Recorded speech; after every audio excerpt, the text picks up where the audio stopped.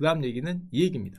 어디냐? 걸린 거 1위가 중국이고요. 안타깝게도 2위가 우리나라죠. 사실은 3위가 뭐 아덜 크루즈십 뭐 이런 이상한 표현을 쓰는, 크루즈에 있는 건 우리나라가 아니다라는 이상한, 뭐 그렇게 따지면 뭐 우리도 뭐 대구 잠깐 우리나라 안 왔다가 조금 있다 우리나라 하고 뭐 말도 안 되는 소리를 하고 있는 일본이 3위고요. 사실상 뭐 한중일이니까 걸린 데가 거기니까 동북아에서 많이 퍼진 거니까 그렇다고 이해를 하는데, 희한한 나라가 하나 껴있어요. 아니 형은 왜 뭐 한중일은 이해를 돼. 그 옆 나라들이잖아요. 옆 나라들. 너는 왜 형은 왜 지금 1000명 넘었습니다. 이 나라 지금 880명이다가 1000명 넘고, 사망자는 지금 아마 공식적으로 우리나라보다 많을 거예요. 이게 얼마 전에 뉴스, 좀 오래된 뉴스긴 한데, 이게 오래된 게 아니라 며칠 안 됐는데 워낙 급속도로 퍼져서 지금 아마 1000명 넘었을 거고, 이때만 해도 확진 650 뭐 17 그랬는데 이게 1000명이 넘었다는 것 같아요. 대충. 저 나라가 왜 이게 걸리는 게 세계적인 뉴스가 되냐, 이게 저 나라가 뇌관이에요. 어떻게 보면 뇌관. 왜 뇌관이냐면은, 유로존 옛날에 위기 기억나시? 2010년도에 12년도 유로존 재정위기 때 그리스가 날아가면서 사실은 사람들이 뭐에 공포에 떨었냐면은, 이 그리스발 위기가 이탈리아로 넘어가면은 유로존은 파멸이라 그랬어요. 기억이 나시죠? 피그스란 표현 쓰면서 뭐 포르투갈, 이탈리아, 뭐 그리스 뭐 이런 데들이 날아가는데, 딴 데는 다 날아가도 되는데, 심지어 스페인도 날아가면 안 되는 나라 1위가 이탈리아. 만약에 이탈리아가 날아가면 이건 비극을 넘어서 그건 난리 나는 겁니다. 난리. 그리스에 비해서. 왜? 그리스 경제 규모의 이탈리아가 몇 배냐면은 10배예요. 이탈리아가 우리가 굉장히 무시하고 없어 보이지만 경제 규모가 우리나라보다 큽니다. 우리나라보다 큰 게 뭐 그렇게 대단하냐고? 우리나라가 경제 규모로 따지면 세계 10위권이에요. 뭐 11위, 12위 여기서 왔다 갔다 하잖아요. 이탈리아는 경제 규모로 따지면 세계 한 자리. 아마 8위 정도 될 거예요. 미친 듯이 큰 나라인 거예요. 경제 규모로 따지면. 그리스의 최소 10배. 이게 터지면 유로존과 IMF가 그리스 구제금융으로 300조를 쏟아부었거든요. 이 10배면은 안 돼. 10배면은 그냥 날아가는 거야. 저게 만약에 진짜 통째로 터지면. 그럴 일은 없겠지만, 아무리 쏟아부어도 이건 정말 비극이 될 수 있는데, 지금 문제는 저 나라가 저 코로나가 오기 전에 어떤 상황이었냐면은, 좋은 상황이었으면 상관없는데, 이탈리아 경제가 2019년이죠. 코로나 훨씬 전에. 작년에만 해도 IMF 때보다 어렵다 이런 말이 나와요. 아니 이탈리아가 왜 지금 유로존은 그래도 어떻게 살아나고 있는데, 이탈리아는 전혀 회복되지 않고 있어요. 이게 되게 웃긴 나라가 표현 뭐한데, 이탈리아는 그리스와 함께 2008년 글로벌 금융위기 리만 사태가 터졌을 때 국내 총생산을 회복하지 못하고 있는 두 나라 중에 한 나라예요. 이게 상상이 안 되는 소리인데, 무슨 소리냐면은, 리만 때 터져서 내려갔잖아요. 그걸 10년 지났는데 아직도 회복하고 있어요. 이게 이탈리아 주가지수인데, 여기서 떨어진다면 아직도 여기. 우리나라는 회복했죠. 우리나라는 리만 때 한번 떨어진다면 이렇게 했다 이렇게 올랐잖아. 여기 있어요. 여기. 한국은 여기. 얘는 여기 있어요. 얘는 완전히 L자예요. 완전. 이게 L자입니다. 아까 전에 보여줬던 우리나라가 L자에 빠지면 안 된다고 한 그게 L자죠. 누가 보더라도. V자냐, U자냐, L자냐. 경기가 대부분 이건데, 이건 오면 안 됩니다. 이건 오면 정말 힘들어요. 여기서 리만 브라더스 때 한번 박살이 난 다음에 전혀 회복을 못했어요. 얼마나 회복을 못했냐? 이탈리아의 GDP는 2008년 이전에 2008년과 비교했을 때 아직도 5%가 낮아요. 그런데도 세계 8위입니다. 1인당 GDP는 그때를 회복을 못했어요. 10년 전에 비해서 퇴보하는 국가예요. 옛날에 잃어버린 20년 때는 일본이 유일하게 거의 퇴보하는 선진국이었는데, 리만 사태 이후 2008년 이후에는 이탈리아가 유일하게 퇴보하는 선진국이에요. 뒤로 가는 나라예요. 선진국 중에 거의 유일하게. 얼마나 뒤로 갔냐? 이게 GDP 성장률인데요. 이게 리만입니다. 리만 때 뭐 마이너스 5% 찍다가 회복을 잠깐 해서 2% 반등하는 것 같다가 바로 유럽 위기 터지면서, 이거 우리나라에 없었죠. 이런 거는. 유럽 위기 때 다시 한번 박살이 나고요. 어떻게 또 회복을 요거 2%도 못 가고 어떻게 해보려다가 최근에 코로나 터지기 전에도 이미 박살이 나고, 얘네는 0%대 성장을 하는 나라입니다. 요 음과 요 빨간색을 다 합치면 플러스 마이너스 더해보면은 사실상 성장한 게 없어요. 코로나 전에도 0이야 0. 이 10년간 성장이 없는 나라예요. 게다가 중요한 게, 이번 코로나가 어디서 터졌냐면은, 이탈리아가 지금 우리나라하고 비슷하게 올스톱 위기라 그러는데, 얘네가 밀라노뿐만 아니라 북부에서 굉장히 많이 터졌대요. 이탈리아는 좀 이따 얘기를 드리겠지만은 북부와 남부가 굉장히 다른 나라예요. 북부의 대부분의 산업시설과 그런 게 몰려있어요. 그러니까 북부의 GDP가 훨씬 높죠. 여기가 셧다운이 되면은 나라가 굉장히 어려운 그런 상황인데, 게다가 여기는 이제 유럽 국가 간에는 얼마든지 자기네 나라처럼 이동을 할 수 있죠. 그러니까 얼마든지 쉽게 퍼뜨릴 수 있는 위험도 있고, 오죽했으면은 대륙을 가로질러서 저 반대편에 이탈리아보다 GDP가 낮은 나라가 뭐라고 얘기하냐면은 웃으면 안 되는데, 유럽의 열등생 이탈리아를 닮아가고 있다. 이탈리아 입장에서는 열받죠. 이 나라보다 크기가 작거든요? 1인당 GDP도 낮고, 전체 GDP도 낮고, 인구도 이탈리아 6천만. 인구도 작은데, 닮아간다고 승질을 내고 있어요.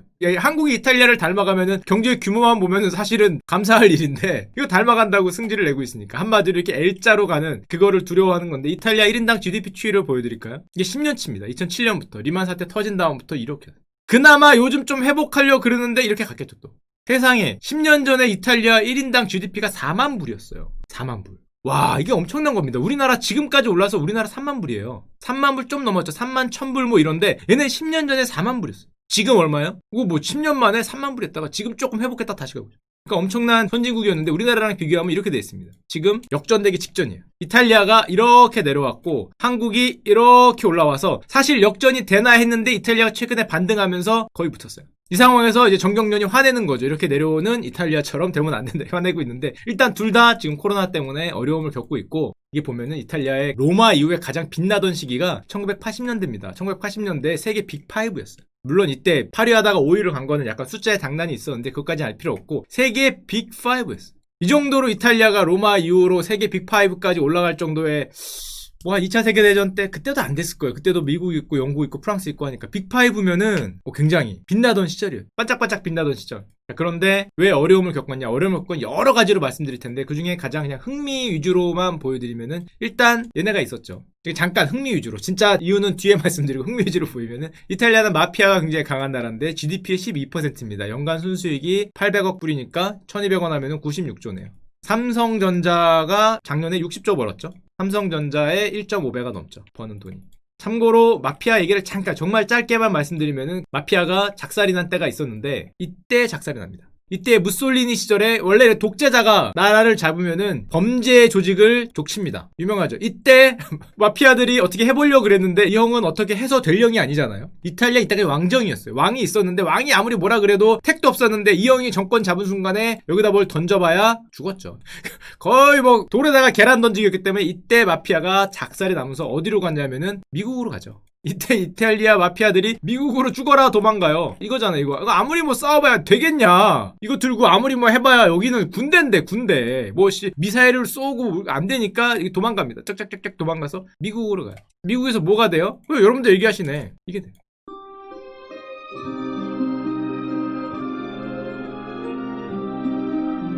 여기까지. 그 이름도 유명한 여기를 넘어가요. 그리고 조금 있다가 그 유명한 알카포네, 스카페이스라 그러죠. 얼굴에 흉터 있는 알카포네 같은 사람이 등장을 하고 최근까지 연결을 해서 잠깐 말씀드리면은 누구를 만나요? 이 아저씨를 만나요. 이 마피아 두목이었고요. 존 고티. 이 아저씨를 만납니다. 검사였어요. 당시에. 줄리안이라고 굉장히 유명한 검사죠. 마피아하고 거의 뭐 세기의 대전? 세기의 경쟁을 펼쳐서 이쪽이 작살이 나죠. 결국 작살이 나고 감옥에 가고 줄리안이 아저씨는 뉴욕 시장 하면서 승승장구합니다. 승승장구하는데 나비 효과를 잠깐 말씀드리면은 저 아저씨가 어떻게 되냐면은 저 아저씨가 저기서 마피아하고 싸움에서 이기고 뉴욕 시장이 되고 재선도 하고 트럼프의 오른팔이 돼서 트럼프 손을 잡고 이겼다고 이렇게 하고 했는데 최근에 뉴스를 잠깐 재미로 말씀드리면은 몰락하셨습니다. 국민 시장님이었는데 그 탄핵 스캔들에 트럼프의 비선 실세였다. 뭐 트럼프가 좀 안 좋은 일을 할 때 이 줄리아니 형 통해서 했다. 뭐 우크라이나하고 무슨 관련이 있는 게 아니냐. 그러면서 이번에 뭐 표현이 뭐 최후의 이격을 맞았다. 뭐 이런 표현을 나오고 있어요. 한마디로 정치 생명이 굉장히 어렵다 이런 내용이 나오고 있는데 뭐 이건 다른 얘기고. 그리고 이탈리아 북부하고 남부하고 얘기를 드리기 위해서 잠깐 말씀드리면 이탈리아의 최고 빛나던 시기는 당연히 로마 시대였는데 로마 시대 이후로 이런 날이 있었죠. 역사책이 기억이 나시지만 프랑크 왕국에서 나뉠 때가 있었습니다. 중프랑크 왕국 이탈리아가 되는데 잘 보면은 여기까지예요. 남부는 아니죠. 남부는 다른 나라예요. 여기에 굉장히 오래 진행되다가 중간중간 다 건너뛰고 결국에는 어떤 일이 벌어지냐면 유럽을 이분이 셜려렉 하시니까 때는 이때다 하고 이 형이 나폴레옹 형이 어려워졌을 때 통일전쟁을 펼칩니다. 가리발디라는 형이죠. 유명하잖아요. 근데 문제는 저 형이 어디 출신이었냐면은 어느 나라에서 통일운동을 한 거냐면은 여기입니다. 파란색에서 아래로 내려와서 남부까지 이탈리아를 쫙 먹어요. 그래서 통합이 돼요. 그러다 보니까 남부 입장에서는 점령군이죠. 점령군이기 때문에 요 북쪽하고 남쪽하고 아직도 거의 뭐 우리나라의 한 5배 정도는 차이가 나지 않을까 생각할 정도로 굉장히 갈등이 극심한 상황인데 자 이거는 뭐 다른 내용이고 이탈리아가 궁극적으로 어려운 이유가 뭐였냐? 제가 보기엔 아무것도 모르는 제가 보기에는 첫 번째 이유가 이거였어요. 중소기업 중심의 경제 구조. 이게 나쁜 구조는 아니죠. 나쁜 구조는 아닌데 문제는 이 중소기업 중심의 경제 구조라는 게 대량 생산 시대에 굉장히 이탈리아 경제에 어렵게 작용합니다. 1990년도, 80년도 이게 지금 말고 한 20, 30년 전에. 왜냐하면 그때 당시에 누가 등장을 해요? 대량 생산과 제조업하면은 한가닥하는 저 멀리에 있는 동양의 3국이 이렇게 만들기 시작을 하니까 이거 밀려. 이거 10명씩 고용한 중소기업이어서 이런 데들은 뭔가 퀄리티는 있을 것 같은데 대량 생산이 안 되고 가격 다운이 잘 안 되죠. 그러니까 뭐가 유명해요? 저렇게 10명 미만의 중소기업은 퀄리티 대량 생산이 안 되니까 이런 거. 뭐 구찌, 발렌시아가, 프라다 옛날에 명품 나왔던 거하고 뭐 람보르기니 뭐 이런 식으로 어떻게 소량 생산, 고가 제품 이런 것들이 굉장히 살아남는데 문제는 아까도 얘기했지만 뭐 이런 나라들이 와서 빵빵빵빵 때리니까 이때부터 이탈리아가 중공업도 안 되고 제조업은 강하긴 강한데 다 저런 소량 생산이고 중공업 제품들은 뭐 택도 없이 안 되고 중공업을 중소기업이 하기 힘들잖아요. 그러다 보니까 이런 표현이 나오는 거죠. 그때 당시에는 대량 생산에서 밀리니까 노동 생산성이 동아시아나 이런 프랑스, 독일에 비해 상당히 밀리게 됐고 그때부터 밀려 내려가고 문제는 2010년대에는 어떤 문제가 있었냐? 이게 미국 지수거든요. 미국의 어떻게 보면은 정확한 표현은 아닌데 대기업 대비 중소기업들의 주가라고 보시면 돼요. 아래로 내려갈수록 큰 기업들, 대기업의 주가가 좀 좋았고 대기업이라 그러면 뭐하고 대형기업, 대형주들의 주가가 좋은 거고 위로 올라갈수록 소형주들의 주가가 좋은 건데 누가 보더라도 세계화 글로벌화가 되면서 당연히 소형주들이 대형주들을 최근에는 특히 미국 같은 나라도 이런 거잖아. 이런 거 예전에 많이 보여드렸던 어떤 글로벌 플랫폼 기업들이 생태계를 차지하는 이런 게 되면서 심지어 프랑스도 그렇고 뭐 영국도 그렇고 이런 선진국들도 상당히 힘들어하는데 이탈리아 같은 중소기업, 가족기업 위주의 나라는 상당히 버티기 힘들었어요. 최근에도 그렇고 중국과 유사하고 한국도 마찬가지죠. 수출 경합 품목이 60%에 달했기 때문에 1990년대에서 2000년대 초반까지 굉장히 어려움을 겪고 또 이것도 있죠. 이거는 뭐 정확히 이거라고 표현하면 뭐하는데 이건 좋은 점도 있고 나쁜 점도 있고 제 생각은 꼭 이렇진 않은데 글에 따르면은 뭐 노동시장이 경직이 됐기 때문에 이 10명씩 있기 때문에 산업별 노조가 워낙 강해서 이런 일이 벌어졌다는 거죠. 기존 사람들이 많이 차지하고 이탈리아 청년 실업률이 왜냐하면 임금이 너무 높았기 때문에 청년 실업률이 30%에서 40% 되는 게 고질적인 문제가 있었다. 그런데 이건 뭐 생각하기 나름이니까 이거는 뭐 그렇다고 치고 문제는 일단 경제 구조가 이렇게 어려우면은 누군가가 이 경제 구조를 좀 좋은 쪽으로 어차피 바꾸면 되는 거 아니야. 저게 항상 영원한 건 아니니까 바꾸면 되는데 문제는 저때 당시에 정치를 누가 맡았냐면 제가 보기엔 이게 가장 큰 문제였죠. 이게 가장 큰 문제였습니다. 정치를 이영이 했어요. 야, 경제가 그렇게 어려우면은 뭔가 중공업 위주의 경제 우리나라처럼 뭐 하던가 경제 개혁을 뭐 하던가 뭐 투자를 뭐 이렇게 하던가 하여튼 뭔가 이렇게 하면서 정책도 좀 쓰고 뭐 하여튼 뭐 바꾸고 뭐 이래야 되는데 이 형이 20년 하셨어요. 1994년에서 2011년 이 핵심 기간 동안 물론 중간에 비는 기간도 있었지만 왔다 갔다 하면서 하고 떨어지고 하고 떨어지고 하고 떨어지고 3번 합니다. 참고로 이 형이 하는 동안 거의 뭐 이탈리아 경제가 나락으로 떨어지는데요. 저 형 하면은 검색하면은 보통 뭐 잠깐 재미로만 보여드리면은 뭐 이런 거 나오시죠. 새 여친이 뭐 21살. 이 형이 지금 80 되셨습니다. 80 넘으셨죠. 2016년에 79세이기 때문에 지금 83살인데 뭐 여친이 뭐 21살이다. 참고로 여친 사귈 때 이 부인은 없으셨냐? 부인은 없으셨는데 그 49세 연하 약혼녀가 계셨습니다. 상상하기 힘든 숫자긴 한데 77세인데 28세 약혼녀가 있었는데 21살이랑 바람피다가 걸려갖고 이거 이렇게 됐어요. 그게 그 유명한 사진 이겁니다. 이게 이 유명한 사진이 이게 49세 연하하고 밥 먹으면서 와인 마시면서 키스하는 사진이죠. 이게 이건데 하여튼 뭐 이런 걸로 유명하니까 아니 이런 걸로 유명하면 되겠냐. 게다가 이 형이 뭐 별거 다 했어요. 이런 거 대표적으로 장관을 뽑으라 그러니까 미녀 장관 뽑고 아니 장관이 미녀가 무슨 상관 있어. 능력이지. 아니 미인으로 뭐 20, 30대 초반 뭐 이런 분들 뽑았어요. 이거 좀 근데 물론 제가 봤는데 좀 이쁘시긴 이쁘시더라. 뭐 제가 할 말은 아니지만은 퍼스트 레이디 역할을 도대체 왜 했는지 모르겠지만은 굉장히 미인이시긴 합니다. 모델 출신이라고 하시는데 하여튼 중요한 건 아니지만 그러다 보니까 옛날 제 영상에서도 나왔지만은 이런 거 이탈리아를 말아먹은 자라고 이제 칭호가 붙었죠. 칭호를 20년에 걸쳐서 획득을 하는데 성공을 하고 자 근데 문제는 일단 경제 구조도 어려웠어 당시에. 그러니까 정치도 엉망이었어. 그래도 어떻게든 버텼어야 되는데 또 이탈리아를 한 방 날리는 사건이 있었죠. 가뜩이나 원투펀치로 정신이 없는데 유럽이 하나가 되는 유로화의 시대가 열려요. 2001년에. 사실은 이거의 KO가 됐어요. 1, 2까지도 버텼는데 이거 어퍼컷에 넘어갔어. 이렇게 됐어요. 와, 이거라도 안 했어야지. 이거라도. 이거 맞으면서 갔어요. 대표적으로 간 나라입니다. 이거 될 때, 유로화 될 때 이때 독일 총리가 성공을 자신했어요. 왜냐하면 유로화가 달러에 맞서는 기축통화가 됐고 세계에서 가장 강력한 경제가 버티기 성공을 자신했다. 정확했죠? 성공을 자신한 건 정확했어요. 근데 누구의 성공이었냐? 이 독일의 성공이었죠. 독일의 성공.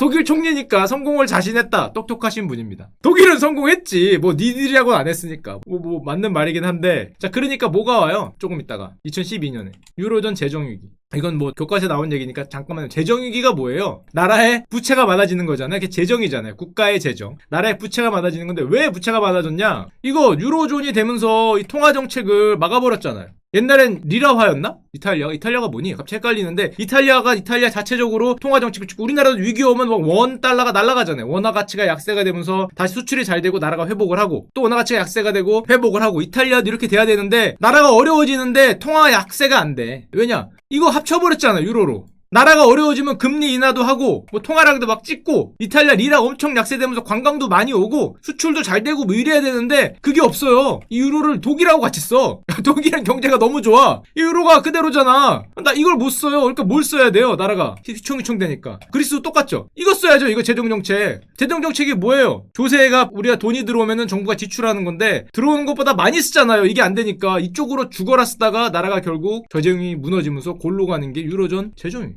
그게 유로존 위기예요. 이게 뭐 별 수 없어요. 이걸 해야 되는데 이걸 해서 보통은 그래서 우리나라가 그렇고 다른 나라들은 재정 위기가 잘 안 와요. 무슨 위기가 와요? 재정 위기가 올 것 같으면은 나라가 돈을 찍어서 갚으면 되잖아. 우리나라가 아무리 부채가 많더라도 막 20조, 10조, 100조를 찍어. 100조 찍으면 어때? 나라가 돈을 쓰면 어때? 원하면은 찍으면 되는데. 근데 대부분 이걸 찍어서 갚으면 되는데 이탈리아도 그래야 되는데 저런 걸 찍는 나라들은 보통 뭐가 옵니까? 외환위기가 오잖아. 재정위기라는 게 오지 않고 우리나라는 외환위기가 와요. 재정위기는 보통 그래 자기 자국 통화를 쓰는 나라들은 재정위기는 대충 갚으면 되는데 찍어서 대충 갚다 보니까 바깥에 있던 나라들이 그 나라 돈을 안 써요. 그러다 보니까 이 나라 우리는 원은 넘치는데 다른 나라 달러가 없죠. 그래서 외환위기가 옵니다. 이런 나라들은 우리나라 같은 경우는. 근데 이탈리아는 저렇게 되니까 외환위기가 오는 게 아니라 재정위기가 왔죠. 돈을 못 찍으니까. 그러다 보니까 이렇게 됩니다. 부채 수준이 뭐 이런 거 볼 필요 없는데요. 국가 부채가 미쳐 날아다니고 유로화로 된 거죠. 그때도 얘기했지만은 유로화 표시 빚이기 때문에 예전에 제가 농담처럼 이거를 해결할 수 있는 방법이 하나 있다 그랬죠. 이 유로화 표시 부채를 리라화 표시 부채로 바꾸면 됩니다.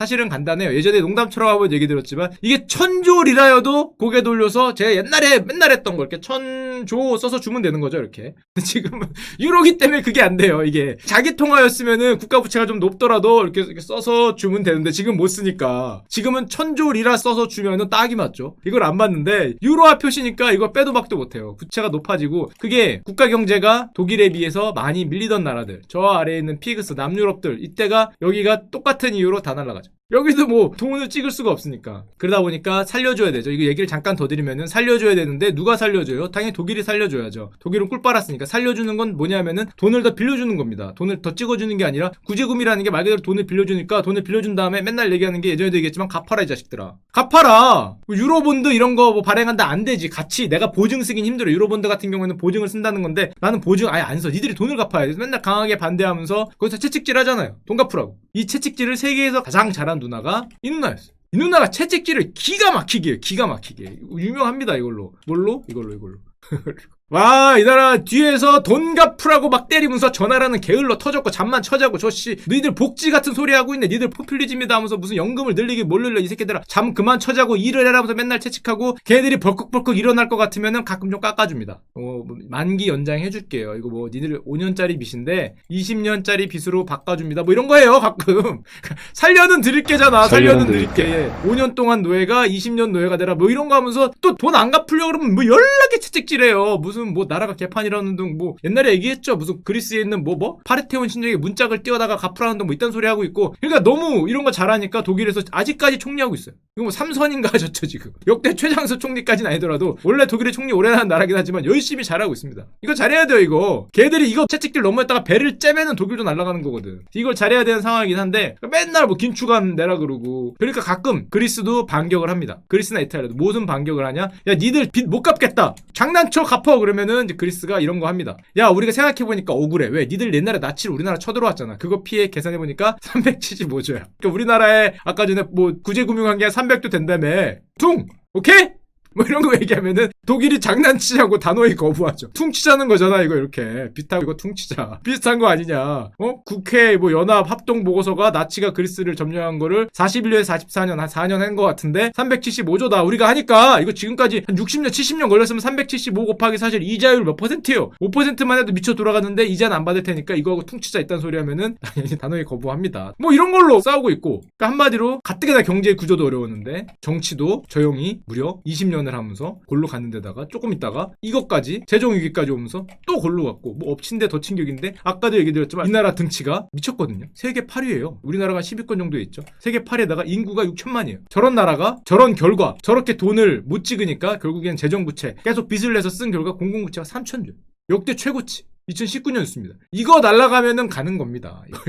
이거 지금 137%이기 때문에 저게 가는 순간에 가는 겁니다. 그러니까 사람들이 무섭죠. 게다가 저 나라가 또 요즘에 이것 때문에 아까도 보여드렸지만 코로나 지금 확진자가 1000명을 뭐 돌파하고 있잖아요. 또 저 나라가 문제가 이게 우리나라하고 또 다르게 우리나라보다 더 어려운 점은 저 이탈리아라는 나라가 뭘로 먹고 사는 나라 중에 하나냐면은 이거잖아. 여행 관광업. 여행 관광업의 GDP 대비 규모가 얼마더라? 10에서 11%예요. 그러니까 여행업과 관광업이 GDP에서 10% 이상을 차지하는 나라. 우리나라는 3에서 4%입니다. 우리나라보다 3배 이상 여행이나 관광업의 비중이 높은 나라. 코로나가 뭐가 박살났어요? 이게 박살났을 거 아니야. 이거 안 봐도 이거 박살났을 거 아니야. 이 수치까지는 안 갈 것 같지만 여행 관광업이 지금 되겠어요? 이탈리아가 지금 세계에서 뭐 3번째냐 4번째냐 코로나 그게 많이 나왔다는데 이거 될 리가 없죠. 이거 망했을 거 아니야. 오죽했으면은 북부의 중심 도시이자 관광 도시기도 한 멈춰선 밀라노, 오리무중 이탈리아, 관광객들이 셔터를 내렸다. 모두 문을 닫았다. 밀라노가 정지에 들어갔다. 2월 초만 해도 뭐 6조 원 정도 그래도 뭐 굉장히 크지 않냐라고 얘기하는 지금 6조 원 아니겠죠. 한 달 지났는데 더 작살났을 거 아니야. 이거 2배 이상 훨씬 더 날라갔을 것 같은데. 자, 이런 상황이니까 사람들이 걱정을 하는 거예요.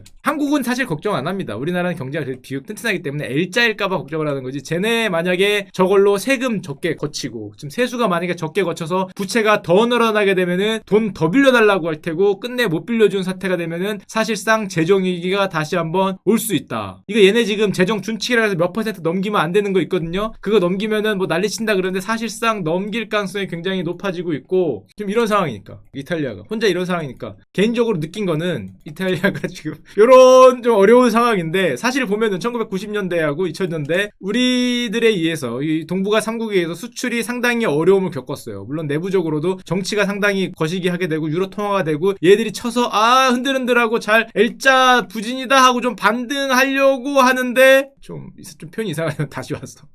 웃으면 안 되는데 이게 죄송합니다. 딴 걸로 온 거긴 하지만 다시 와서 이렇게 다시 이렇게 가고 있는 이렇게 지금 가고 있는 상황이에요. 두 번에 걸친 1차 공습, 2차 공습을 받고 우리는 억울하게 왜 여기 있어? 우리가 없을 수 있었는데 빨리 이게 회복돼서 좀 없어졌으면 좋겠죠. 하여튼 1차 공습, 2차 공습으로 가고 있는데 설마 아니겠지만은 만약에 농담이고 이탈리아가 정말 어려워지는 사태가 만약에 발생된다면은 상당한 위기가 되겠지만 아직은 아니지 않을까 생각을 하고 있습니다. 자, 우리가 반등을 하려고 그러면 두더지 머리처럼 이렇게 때리는 거기 때문에 뭐 이탈리아도 뭐 반등을 해야 되긴 하겠지만 우리가 좀 먼저 좀 반등을 해서 경제 위기가 좀 해결이 됐으면 좋겠어요.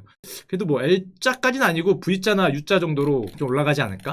다음 시간에는 아마 개별 기업들, 항공업이나 여행업, 자영업 이런 데가 2월달 이제 경제지표가 나왔으니까 얼마나 더 어려워졌냐. 실제로 U냐, V냐, L이냐를 판단할 수 있는 지표가 3월 중순 정도면 나오지 않을까 생각하니까 그때 가서 좀 어려워진 업종을 좀 얘기해 보도록 하겠습니다. 자, 좋은 시간 되시고요. 한 주도 화이팅! 우리 자영업 형님들도 화이팅! 제주식도 화이팅! 우리나라도 좀 완화될 수 있었으면 좋겠어요. 힘내세요, 여러분. 화이팅! 자, 안녕.